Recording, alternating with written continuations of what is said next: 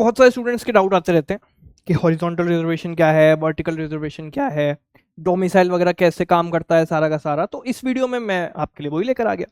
तो hello everybody, आपका स्वागत है इस पूरे नए वीडियो में। एंड इसमें हम क्या एग्जैक्टली करने वाले हैं, हम इस चीज़ों को ब्रेक डाउन करके आपको समझाने वाले हैं, जो कि मैंने जब यूट्यूब खोल के देखा किसी ने कायदे से डोमिसाइल समझाया ही नहीं है। तो हॉरिजॉन्टल, वर्टिकल, डोमिसाइल क्या है इस पूरे वीडियो में समझाता हूं। हॉरिजॉन्टल रिजर्वेशन पहले समझते हैं। हॉरिजॉन्टल रिजर्वेशन क्या होता है? हॉरिजॉन्टल रिजर्वेशन होता है कि आप वुमेन कैंडिडेट हो, ठीक है, आप किसी लेस प्रिविलेज कैटेगरी से आते हो, ईडब्ल्यूएस, ठीक, ईडब्ल्यूएस भी चलो हटा दो, आप वुमेन हो, आप सीनियर सिटीजन हो, ठीक, ये जो एक सेपरेट कैटेगरी बना दी जाती है इसको बोला जाता है हॉरिजॉन्टल रिजर्वेशन, ठीक, जो कि बाद में सब लेयर्स के अंदर आई है। सब लेयर्स मतलब एसयूबी सब, ठीक। वर्टिकल रिजर्वेशन का मतलब क्या है? वर्टिकल रिजर्वेशन क्या होता है? वो होता है एससी, एसटी, ओबीसी। अब जब ये अप्लाई होने की बात आती है, हॉरिजॉन्टल में एक और चीज आती है जो कि बहुत ज्यादा इंपॉर्टेंट है, डोमिसाइल, ठीक। अब इसको मैं पूरा मैकेनिज्म समझाता हूं। जब किसी कॉलेज में सीट्स होती हैं, तो मान लो किसी कॉलेज में सीट्स हैं, वो जनरल की भी होंगी ना, ऑब्वियसली, पर्सन विद डिसेबिलिटी की भी होंगी, ठीक। तो अब ये हो गया वर्टिकल कैटेगरी का रिजर्वेशन, जो कि ऐसे डिवीजन है। अब इसमें हॉरिजॉन्टल रिजर्वेशन कैसे लगता है? तो अगर किसी कॉलेज में 100 सीट्स हैं, उसमें से मान लो 30% सीट यहां चली गई, 20% यहां चली गई, ये एग्जाम्पल के लिए, उसका डिवीजन अलग है वैसे, ठीक है। तो 20 यहां चली गई, 20 यहां चली गई, 10 यहां चली गई और 20 यहां चली गई, ठीक। क्लियर है? डिवीजन बहुत गलत किया है मैंने, मुझे पता है, बट हमारा जो मोटिव है वो सिस्टम को समझना है।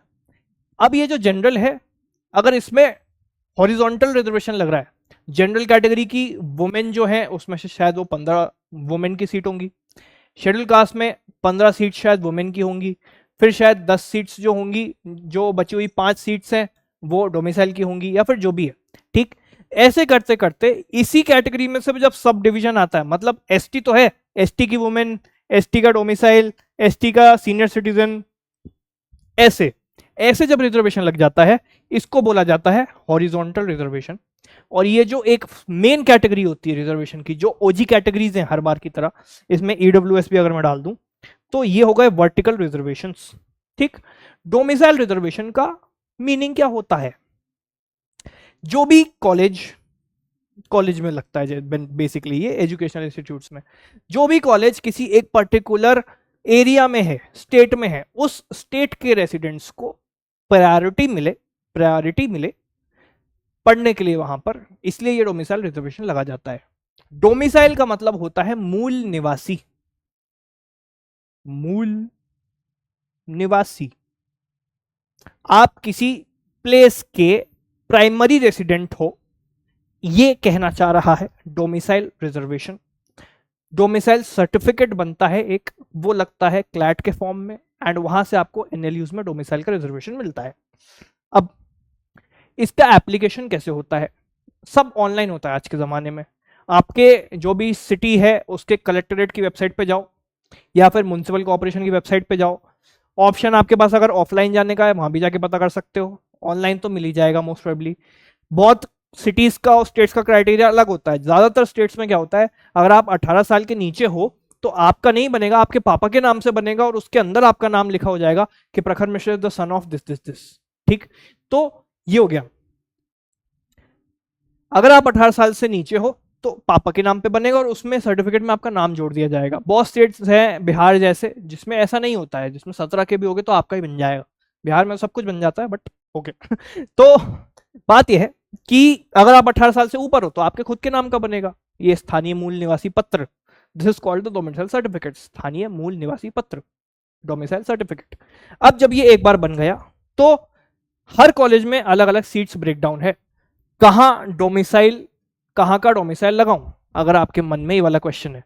बहुत लोग ऐसे हैं जो रहते कहीं और हैं कहीं और के, पढ़ कहीं और से रहे हैं, ठीक है। आपको कहाँ का डोमिसाइल लगाना है, अगर आपके मन में ऐसा क्वेश्चन आ रहा है, तो आप क्या करोगे, जो भी आपके आधार कार्ड पे एड्रेस है, वो कहलाएगा आपका डोमिसाइल।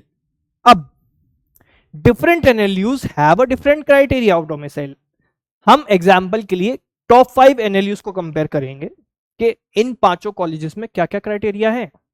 ठीक है, अब मैं बात करता हूं सबसे पहले कर्नाटका की, केरला, कर्नाटका, सॉरी केरला गलती से निकल गया, कर्नाटका की बात कर रहा हूं, एनएलएसआईयू बैंगलोर की। कर्नाटका के स्टूडेंट्स जो कि वहां पर 10 साल मिनिमम पढ़े हैं एज इन कोई भी एजुकेशनल इंस्टीट्यूट में अगर वो कर्नाटका के पढ़े हैं तो उनको बोला जाएगा कर्नाटका स्टूडेंट्स। मतलब मान लो आप कहीं के भी हो, डजंट मैटर कहीं के भी हो, 10 साल आपने अगर कर्नाटका में पढ़ाई करी है ना तो आप इसमें एलिजिबल हो जाओगे, ठीक, रिजर्वेशन के लिए डोमिसाइल एनएलएसआईयू में। अब किस किस को ये 10 साल वाला थोड़ा सा लीवे मिल सकता है, जो कि डिफेंस पर्सन जो कि केरला के हैं, जिनका होम टाउन केरला नहीं, बार बार केरला निकल रहा है मुंह से, कर्नाटका, जिसका होम टाउन कर्नाटका है, ठीक, एंड जो डिफेंस पर्सनल आर्मी में थे जिनका होम टाउन कर्नाटका है, जिनकी जो स्टेट गवर्नमेंट में काम करते हैं, स्टेट गवर्नमेंट एम्प्लॉयज, ठीक, वो सारे जो हैं उनके बच्चे, उनको मिल सकता है ये डोमिसाइल रिजर्वेशन। फिर उसके बाद जो रिटायर्ड एम्प्लॉयज हैं कर्नाटका कैडर के, ऑल इंडिया सर्विस में IAS, IFS, IPS Karnataka cadre होना चाहिए, उनके बच्चों को मिल सकता है, ठीक है। चिल्ड्रन ऑफ वर्किंग और retired employees of central armed police force, CAPFS, ठीक है, सीएपीएफ, सीआरपीएफ, ठीक, इन सारे में अगर कोई कर्नाटका का है, आप उसके बच्चे हो, तो आपको ये 10 साल का स्टूडेंट वाला नहीं फुलफिल करना पड़ेगा, आपको रिजर्वेशन मिल सकता है कर्नाटका की तरफ से डोमिसाइल का, ठीक। अब मैं बात कर रहा हूं तेलंगाना की।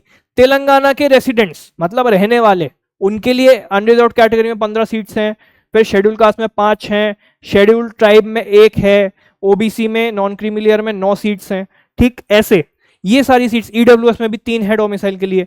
तो ये तेलंगाना के लिए यहां पर ऐसे डोमिसाइल बेसिस पर सीट्स यहां पर रिजर्व करके रखी है नालसार हैदराबाद ने। एनयूजेएस कोलकाता की बात करूं, जनरल में 22 सीट्स रखी हुई हैं, फिर एससी में 10 हैं, एसटी में 2 हैं, ओबीसी में ए बी कैटेगरी डिवाइड करके 4 और 3 है, ठीक। उसके बाद जो पीडब्ल्यूडी है उसमें 2 सीट्स हैं, मिला जुला के 41 सीट्स एनयूजेएस कोलकाता में डोमिसाइल के लिए हैं for the people who are living in West Bengal. अब चलते हैं एनएलआईयू भोपाल की तरफ। एनएलआईयू भोपाल में क्या है, एनएलआईयू जो है उसमें जो 50% of the seats, 50% of what, schedule tribe की 50% यानी 10, जनरल की 50%, फिर उसके बाद यानी 27, ठीक, 27 नहीं, कितना 26 सीट्स हो गई। उसके बाद यहां पर अदर बैकवर्ड क्लासेस में 7 सीटें, यहां पर 8 सीटें, मिला जुलाकर 50% of the total seats are horizontally reserved for the candidates belonging to the domicile of state of Madhya Pradesh, ठीक, ये हो गया भोपाल का केस। फिर आते हैं जोधपुर पे, ठीक, जोधपुर की अगर मैं बात करूं, 5th कॉलेज हम जो देखने लगे हैं, तो हॉरिजॉन्टल रिजर्वेशन इसमें जनरल में 11 लोगों को मिलेगा, एससी में 4 को मिलेगा, एसटी में 2 को मिलेगा, ओबीसी में 5 को मिलेगा। ये सारी इंफॉर्मेशन अब इसके बाद जो 5 तो मैंने बताई दी है, आपको अगर खुद भी अपने रिस्पेक्टिव कॉलेजेस के लिए देखना है, जीएनएलयू, एनएलयू जो भी है, आप कहां से देख सकते हो, क्लैट कंसोर्शियम की वेबसाइट पे जाओ, गूगल कर लो consortium of NLUs, normal Google search, website खुल जाएगी, पार्टिसिपेटिंग यूनिवर्सिटीज वाले टैब में चले जाना, हर कॉलेज का एक ब्रोशर खुल जाएगा, ठीक, हर कॉलेज का नाम लिखा होगा, उसके नीचे उसका डाउनलोड ब्रोशर का ऑप्शन आएगा। जैसे ही आप डाउनलोड ब्रोशर यूज करोगे, आप उस कॉलेज का ब्रोशर डाउनलोड कर सकते हो एंड अपना रिस्पेक्टिव डोमिसाइल देख सकते हो कि इसकी कितनी ब्रेकअप है, क्या क्राइटेरिया है, रिसर्च खुद करो ना भाई, फीस स्ट्रक्चर है, कॉलेज कैसा दिखता है, क्या है, कैसा है, देखो खुद, जब जाना है खुद को उस कॉलेज में तो देखो, ठीक है।